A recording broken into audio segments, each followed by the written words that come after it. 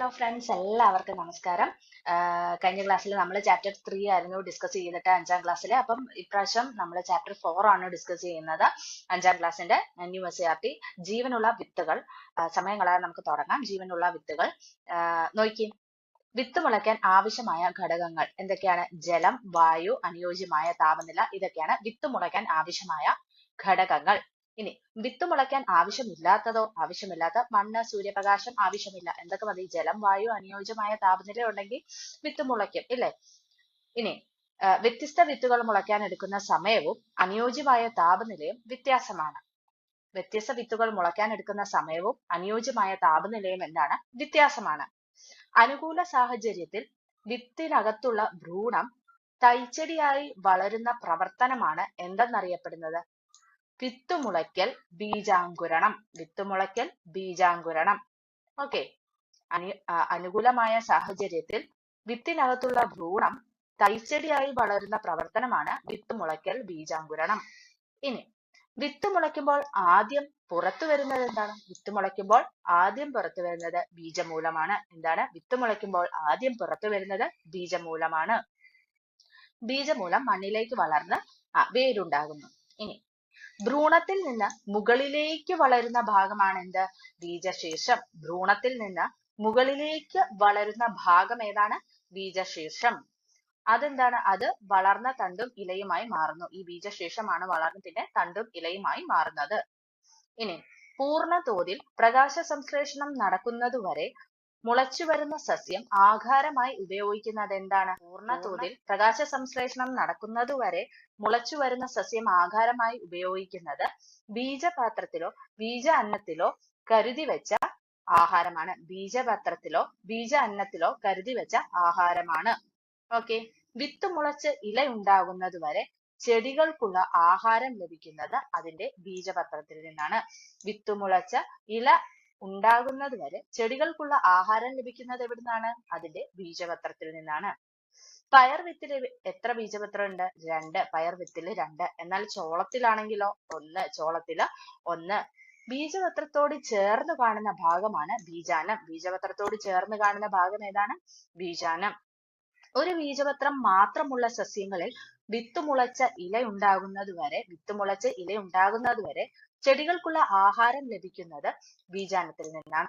ഓർത്തോണം, ഒരു ബീജപത്രം മാത്രമുള്ള സസ്യങ്ങളിലാണ് വിത്തുമുളച്ച് ഇല ഉണ്ടാകുന്നത് വരെ ചെടിക്കുള്ള ആഹാരം ബീജാന്നത്തിൽ നിന്നാണ്. സാധാരണ രീതിയിൽ വിത്തുമുളച്ച് ഇല ഉണ്ടാകുന്നവരെ ചെടികൾക്കുള്ള ആഹാരം ബീജപത്രത്തിൽ നിന്നാണ്. ഒരു ബീജപത്രം മാത്രമുള്ളതാണെങ്കിൽ അത് ആഹാരം എവിടെ നിന്നാണ്? ബീജാന്നത്തിൽ നിന്നാണ്. മണ്ണില്ലാതെയും സസ്യങ്ങൾ വളർത്തുന്ന നൂതന രീതിയാണ് എന്ത്? ഹൈഡ്രോപോണിക്സ്. മണ്ണില്ലാതെയും സസ്യങ്ങൾ വളർത്തുന്ന നൂതന രീതിയാണ് ഹൈഡ്രോപോണിക്സ്. ഈ കൃഷി രീതിയിൽ മണ്ണിന് പകരം പോഷക ലായനികൾ സസ്യങ്ങൾ വളർത്തുകയാണ് ചെയ്യുന്നത്. പോഷക ലായനിയിലാണ് സസ്യങ്ങൾ വളർത്തുന്നത്. ഓക്കെ. മണ്ണോ വെള്ളമോ ഇല്ലാതെയുള്ള കൃഷിയാണ്. എന്ത്? എയറോപോണിക്സ്. എയറോപോണിക്സ്. ഇവിടെ ജലഭാഷ്മമാണ് ഇവിടെ ഉപയോഗിക്കുന്നത്. എന്താണ്? ജലഭാഷ്മങ്ങളിലെ കാറ്റിലൂടെയൊക്കെ ഇങ്ങനെ. അപ്പൊ ഭാഷ്പമാണ് ഇവിടെ എന്തായിട്ട് ഉപയോഗിക്കുന്നത്? ചെടി വളരാനായിട്ട് ഉപയോഗിക്കുന്നത്. മാതൃസസ്യത്തിൽ നിന്ന് പല സ്ഥലങ്ങളിലേക്ക് വിത്തുകൾ എത്തപ്പെടുന്നതാണ് എന്ത്? വിത്ത് വിതരണം. മാതൃസസ്യത്തിൽ നിന്ന് പല സ്ഥലങ്ങളിലേക്ക് വിത്തുകൾ എത്തപ്പെടുന്നതാണ് എന്ത്? വിത്ത് വിതരണം. ഇനി വിത്ത് വിതരണ രീതിയും സസ്യവും അത് ജസ്റ്റ് ഒരു ഇതിന് അറിയാൻ വേണ്ടിട്ട് കൊടുത്താണേ. കാറ്റുവഴി, അപ്പൂപ്പന്താടി, മഹാഗണി ഒക്കെ എങ്ങനെയാണ്? കാറ്റുവഴിയാണ്. ജലം വഴി. തെങ്ങൊക്കെ എങ്ങനെയാണ്? ജലം വഴിയാണ്. ഇത് കൂടുതലുണ്ട്. ഇതിപ്പം പാഠപുസ്തകത്തിൽ പറഞ്ഞിരിക്കുന്നത് മാത്രമാണ് കൊടുത്തിരിക്കുന്നത്. ഇപ്പം ജലം വഴി, തെങ്ങ്. ജന്തുക്കൾ വഴിയാണെങ്കിലോ ആൽമരം, പ്ലാവ്, പേര, അസ്ത്രപ്പുല്ല്, ഇതൊക്കെ എന്താണ്? ജന്തുക്കൾ വഴിയാണ്. ഈ അസ്ത്രപ്പുല്ലൊക്കെ എന്ന് പറഞ്ഞാൽ ഇങ്ങനെ ഈ ജന്തുക്കളെ ഇപ്പൊ മനുഷ്യരാണെ പോലും ഇങ്ങനെ പോകുമ്പോഴത്തേക്ക് നമ്മുടെ ഡ്രസ്സിലോ അല്ലെങ്കിൽ ശരീരത്തിലൊക്കെ ഒട്ടിപ്പിടിച്ചിട്ട് പോകുന്ന വഴിയൊക്കെ ഇത് താഴെ വീണ് അങ്ങനെ മുളയ്ക്കാണ് ചെയ്യുന്നത്. ആൽമരം, പ്ലാവ്, പേര, അസ്ത്രപ്പുല്ല്, ഇതൊക്കെ ജന്തുക്കൾ വഴി. ഇനി പൊട്ടിത്തെറിച്ചുണ്ടാകുന്ന വിത്ത് പൊട്ടിത്തെറിച്ച് അങ്ങനെ വരുന്നതാണ് വെണ്ട. അതുപോലെ തന്നെ കാശിത്തുമ്പ, റബ്ബർ. വെണ്ട, കാശിത്തുമ്പ, റബ്ബർ ഒക്കെ പൊട്ടിത്തെറിച്ചുണ്ടാകുന്നതാണ്. ഇനി വിത്ത് വിതരണം എന്തിനാണ്? ജസ്റ്റ് ഒരു എക്സ്ട്രാ വേർഡിങ്ങിനാണ്. ഒരു സസ്യത്തിന്റെ വിത്തുകൾ എല്ലാം അതിന്റെ ചുവട്ടിൽ തന്നെ മുളയ്ക്കുകയാണെങ്കിൽ അവയെല്ലാം വളരാൻ ആവശ്യമായ മണ്ണ്, വെള്ളം, സൂര്യപ്രകാശം, ധാതു ലവണങ്ങൾ എന്നിവ ലഭിക്കില്ല. അതിനാൽ വിത്തുകൾ പല സ്ഥലങ്ങളിലേക്ക് വിതരണം ചെയ്യപ്പെടേണ്ടതുണ്ട്. വിവിധ സസ്യങ്ങൾ ഒരു പ്രദേശത്ത് കാണപ്പെടുന്നതും ഒരു സസ്യം വിവിധ പ്രദേശങ്ങളിൽ കാണപ്പെടുന്നതും ഇതുമൂലമാണ്. വിത്ത് വിതരണം മൂലമാണ്. വെള്ളത്തിലൂടെ ഒഴുകിപ്പോകുന്നതിന് തേങ്ങായ്ക്കുള്ള അനുകൂലങ്ങൾ എന്തൊക്കെയാണ്? തേങ്ങായ്ക്ക് ഈ വെള്ളത്തിലൂടെയൊക്കെ ഒഴുകിപ്പോകുന്ന കാണത്തില്ലേ? അത് അനുകൂലമായിട്ട് നിൽക്കുന്ന എന്തൊക്കെയാണ്? കുറച്ച് ദിവസങ്ങൾ വെള്ളത്തിൽ കിടന്നാല് ചീഞ്ഞു പോകില്ല തേങ്ങ. തൊണ്ടിൽ വായു നിറഞ്ഞു നിൽക്കുന്നത് കൊണ്ടാണ് വെള്ളത്തിൽ തേങ്ങ പൊങ്ങിക്കിടക്കുന്നത്. ഇനി അപ്പൂപ്പൻ താടി കാറ്റിൽ പറക്കാൻ കാരണം എന്ത്? നോക്കി, ചില ഇനം ചെടികളുടെ വിത്തുകൾക്ക് പുറമെ ആവരണം ചെയ്തിരിക്കുന്ന കനം കുറഞ്ഞ പാളി പോലെയുള്ള ഘടകമാണ് അപ്പൂപ്പൻ താടി. ഇത്തരം വിത്തുകൾ ഭാരം കുറവായതിനാൽ പറന്ന് ദൂര സ്ഥലങ്ങളില് വിത്ത് വിതരണം സാധ്യമാകുന്നു. അതായത് ചിലയിനം ചെടികളുടെ വിത്തുകൾക്ക് പുറമെ ആവരണം ചെയ്തിരിക്കുന്ന കനം കുറഞ്ഞ പാളി പോലുള്ള ഘടകമാണ് അപ്പൂപ്പൻ താടി. ഇത്തരം വിത്തുകൾ ഭാരം കുറവായതിനാല് പറന്ന് ദൂര സ്ഥലങ്ങളിലെ വിത്ത് വിതരണം സാധ്യമാക്കുന്നു. യോഗ്യമല്ലാത്ത ചില ഫലങ്ങൾക്കും മറ്റ് വസ്തുക്കളിൽ പറ്റിപ്പിടിച്ചിരിക്കാന് സഹായിക്കുന്ന ഭാഗങ്ങളുണ്ട്. ഈ അനുകൂലങ്ങള് വിത്ത് വിതരണത്തിന് സഹായകരമാകുന്നത് എങ്ങനെയാണെന്ന് നോക്കാം. ജീവികളുടെ ശരീരത്തിലാണ് ഇത്തരം ഫലങ്ങൾ പറ്റിപ്പിടിക്കുന്നത്. ഞാൻ നേരത്തെ പറഞ്ഞില്ലേ, അതുപോലത്തെയാണ്. എങ്കിൽ അവ സഞ്ചരിക്കുന്ന പ്രദേശങ്ങളിലെല്ലാം വിത്തുകൾ എത്തപ്പെടും. അതായത് ഈ കടലാടി, അതുപോലെ തന്നെ അസ്ത്രപ്പുല്ല്, നേരത്തെ അസ്ത്രപ്പുല്ല് പറഞ്ഞില്ലേ, ജന്തുക്കളിലൂടെ വിത്ത് വിതരണം നടക്കുന്ന അസ്ത്രപ്പുല്ല്, കടലാടിയാണിത്. എല്ലാ പറമ്പിലും കാണും ഇല്ലേ, നമ്മുടെ ഡ്രസ്സിലൊക്കെ ഒട്ടിപ്പിടിച്ചിരിക്കുന്നത്. അത് അപ്പൊ കടലാടിയോ അസ്ത്രപ്പുല്ലോ ഒക്കെ അതിനൊരു ഉദാഹരണമാണ്. ഏത് ഭാഗത്തു നിന്നാണ് പുതിയ സസ്യങ്ങൾ ഉണ്ടാകുന്നത്? ചെമ്പരത്തിയുടെ കാണ്ഡത്തിൽ നിന്നാണ് പുതിയ സസ്യം ഉണ്ടാകുന്നത്. നിശാഗന്ധി ആണെങ്കിൽ ഇലയിൽ നിന്നാണ്. ഇളമുളച്ചിയുടെ ആണെങ്കിലും ഇലയിൽ നിന്നാണ് പുതിയ സസ്യം ഉണ്ടാകുന്നത്. ഈ കൃഷ്ണകിരീടം ആണെങ്കിൽ വേരിൽ നിന്നാണ്. കൃഷ്ണകിരീടം ഈ പറമ്പിലൊക്കെ നിൽക്കുന്ന കൂട്ടത്തെയാണ്. മറ്റേ ഒരു റെഡിഷ് ഓറഞ്ച് കളറുള്ള ഒരു പൂവില്ലേ, അതാണ് കൃഷ്ണകിരീടം. അതും വേരിൽ നിന്നാണ് ഉണ്ടാകുന്നത്. സസ്യങ്ങളുടെ കായിക ഭാഗങ്ങളായ വേര്, തണ്ട്, ഇല മുതലായവയിൽ നിന്നും പുതിയ സസ്യങ്ങൾ ഉണ്ടാകുന്നത്. അതിനെ പറയുന്നതാണ് കായിക പ്രജനനം. ഓക്കെ, എന്താണ് കായിക പ്രജനനം? സസ്യങ്ങളുടെ കായിക ഭാഗങ്ങളായ വേര്, തണ്ട്, ഇല മുതലായവയിൽ നിന്ന് പുതിയ സസ്യങ്ങൾ ഉണ്ടാകുന്നത്. അതിനെ പറയുന്നതാണ് കായിക പ്രജനനം, വെജിറ്റേറ്റീവ് പ്രൊപ്പഗേഷൻ. ഇനി കാണ്ഡത്തിൽ നിന്ന് താഴോട്ട് വളർന്നിരിക്കുന്ന വലിപ്പം കൂടിയ വേരാണ് തായ്വേര്. കാണ്ഡത്തിൽ നിന്ന് താഴോട്ട് വളർന്നിരിക്കുന്ന വലിപ്പം കൂടിയ വേരാണ് തായ്വേര്. തായ്വേര് എന്നാണ്, മിസ്റ്റേക്ക് ആണ്. തായ്വേര് അതിൽ നിന്നും വളരുന്ന ശാഖാവേരുകളും ചേർന്ന് കാണപ്പെടുന്ന വേരുപടലമാണ് തായ്വേരുപടലം, ടാപ്റൂട്ട് സിസ്റ്റം. തായ്വേരും അതിൽ നിന്നും വളരുന്ന ശാഖാവേരുകളും ചേർന്ന് കാണപ്പെടുന്ന വേരുപടലമാണ് തായ്വേരുപടലം. ഉദാഹരണം മാവ്, പ്ലാവ്, അങ്ങനത്തെയൊക്കെ. മാവിന്റെ പ്ലാവിന്റെ ഒക്കെ വേര് കണ്ടിട്ടില്ല, ഒരു തായ്വേര്, അതിൽ നിന്ന് കുറച്ച് ശാഖാവേരുകളുണ്ട്. അതാണ്, അങ്ങനെയുള്ള ഒരു ഇതിനെയാണ് തായ്വേര് പടലം എന്ന് പറയുന്നത്. ഇനി കാണ്ഡത്തിന്റെ ചുവട്ടിൽ നിന്നും വളരുന്ന നാരുകൾ പോലെയുള്ള, അതായത് കാണ്ഡത്തിന്റെ മണ്ടേന്ന് തന്നെ നാരുകൾ പോലെയുള്ള ധാരാളം വേരുകൾ ചേർന്ന വേരുപടലമാണ് നാരുവേര് പടലം. ഈ നമ്മൾ ഞാറ, നെല്ല്, അതുപോലെ തന്നെ ഈ സവാളയുടെ ഒക്കെ തൈ നട്ടു കഴിഞ്ഞാൽ നോക്കുമ്പോൾ നമുക്ക് അങ്ങനെ കാണാം. നോക്കി, നെല്ല്, രാമച്ചം, മുള, ഇതിന്റെയൊക്കെ നാരുവേര് പടലമാണ് കേട്ടോ. അതിന്റെ ഉദാഹരണം കേട്ടോ. പുല്ലുവർഗത്തിൽപ്പെട്ട സസ്യങ്ങളുടെ വേരുകൾ നാരുവേരുകൾ പടലമായിരിക്കും. ഇനി മുകളിലെ ശിഖരങ്ങളിൽ നിന്ന് താഴേക്ക് വളരുന്ന വേരുകളാണ് താങ്ങുവേരുകൾ. മുകളിലെ ശിഖരങ്ങളിൽ നിന്ന് താഴേക്ക് വളരുന്ന വേരുകളാണ് താങ്ങുവേരുകൾ. അതായത് പേരാലിന്റെ ഒക്കെ വേര് കണ്ടിട്ടില്ലേ, അതാണ് താങ്ങുവേരുകൾ. തണ്ടിൽ നിന്നും താഴേക്ക് വളരുന്ന വേരുകളാണ് പൊയ്ക്കാൽ വേരുകൾ.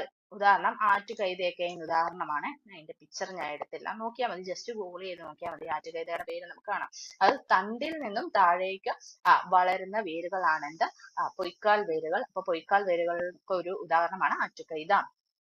ചില സസ്യങ്ങൾക്കും മറ്റു ചെടികളിൽ പറ്റിപ്പിടിച്ചു കയറാൻ സഹായിക്കുന്ന പ്രത്യേകതരം വേരുകളുണ്ട്. ആ വേരുകളാണ് പറ്റുവേര് എന്ന് പറയും. അതായത് നമ്മുടെ ഓർക്കിഡിലെ ഓർക്കിഡ് ഓർക്കിഡിന്റെ പറ്റുവേരാണ്. ചില സസ്യങ്ങൾക്ക് മറ്റു ചെടികളിൽ പറ്റിപ്പിടിച്ചു കയറാൻ സഹായിക്കുന്ന പ്രത്യേകതരം വേരുകളുണ്ട്. അതാണ് പറ്റുവേര്. ഓർക്കിഡാണ് ഉദാഹരണം. വിനിമയത്തിന് സഹായിക്കുന്നതിനായിട്ട് വേരിന്റെ അഗ്രഭാഗം മണ്ണിൽ നിന്ന് അന്തരീക്ഷത്തിലേക്ക് ഉയർന്നു നിൽക്കുന്നു. അതാണ് ശ്വസനവേര്. വിനിമയത്തിന്. ഈ കണ്ടൽ ചെടികളുടെ ഒക്കെ ആ ഒരു ഫോട്ടോ നമ്മൾ ഗൂഗിളിൽ നിന്ന് എടുത്ത് നോക്കിയാൽ നമുക്ക് കാണാൻ പറ്റും. ഇതിങ്ങനെ പൊങ്ങി പൊങ്ങി വെള്ളത്തിന് മണ്ടേ പൊങ്ങി നിൽക്കുന്നത്. അതായത് വിനിമയത്തിന് സഹായിക്കുന്നതിനായിട്ട് വേരിന്റെ അഗ്രഭാഗം മണ്ണിൽ നിന്ന് അന്തരീക്ഷത്തിലേക്ക് ഉയർന്നു നിൽക്കുന്നതാണ് ശ്വസന വേരുകൾ. അതാണ് കണ്ടൽ ചെടികളിൽ കാണുന്ന പ്രത്യേകതരം വേരുകളാണ് ഈ ശ്വസന വേരുകൾ. ഓക്കെ. അപ്പം ക്വസ്റ്റ്യൻ വന്നാൽ കണ്ടൽ ചെടികളിൽ കാണുന്ന പ്രത്യേകതരം വേരുകൾ ശ്വസന വേരുകൾ കേട്ടോ. ആഹാരം സംഭരിച്ചു വയ്ക്കുന്ന വേരുകളാണ് സംഭരണ വേരുകൾ. ആഹാരം സംഭരിച്ചു വയ്ക്കുന്ന വേരുകളാണ് സംഭരണ വേരുകൾ. ഉദാഹരണം നമ്മുടെ മരച്ചീനി, മധുരക്കിഴങ്ങ്, ക്യാരറ്റ്, റാഡിഷ് ഇതൊക്കെ ഇതിനൊരു ഉദാഹരണമാണ്. സംഭരണ വേരുകൾക്ക് ഉദാഹരണമാണ്. ജീവികളുടെ സ്വാഭാവിക ആവാസം നശിക്കുന്നത് കൊണ്ട് എണ്ണത്തിൽ കുറഞ്ഞ അവ ഭൂമിയിൽ നിന്ന് ഇല്ലാതാവുന്നതിനെയാണ് വംശനാശം എന്ന് പറയുന്നത്. ജീവികളുടെ സ്വാഭാവിക ആവാസം നശിക്കുന്നത് കൊണ്ട് എണ്ണത്തിൽ കുറഞ്ഞ അവ ഭൂമിയിൽ നിന്ന് ഇല്ലാതാകുന്നു. ഈ വംശനാശം വന്ന കുറച്ച് ജീവികളാണ് ഡോഡോ പക്ഷി, മരതകപ്രാവ്, സുവർണധവള, ഗ്രേറ്റ് ഓക്ക്. ഇതൊക്കെ എന്താണ് വംശനാശം സംഭവിച്ച പക്ഷികളാണ് കേട്ടോ. ഇനി മുള്ളിലം, തുമ്പ തുടങ്ങിയവ കേരളത്തിൽ കുറവ് സംഭവിച്ചിട്ടുള്ള സസ്യങ്ങളാണ്. സസ്യത്തിന്റെ ഇതിലും പറയുകയാണെങ്കിൽ മുള്ളിലം, അതുപോലെ തുമ്പ ഇതൊക്കെ എന്താണ് കേരളത്തിൽ കുറവ് സംഭവിച്ചിട്ടുള്ള സസ്യങ്ങളാണ്.